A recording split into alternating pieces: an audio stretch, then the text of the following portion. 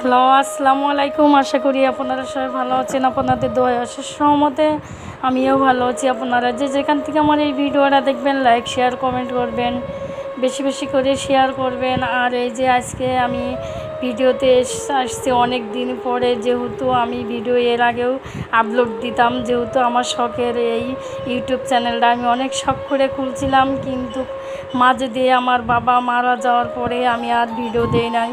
আমার মন মানসিকতা তেমন ভালো ছিল না, তাই ভিডিও আমি দিতাম না। আজকে অনেক দিন পরে আমি এই ইউটিউব চ্যানেলে আসলাম, যেহেতু আজকে কি মনটা একটু ভালো লাগলো তাই এসছি।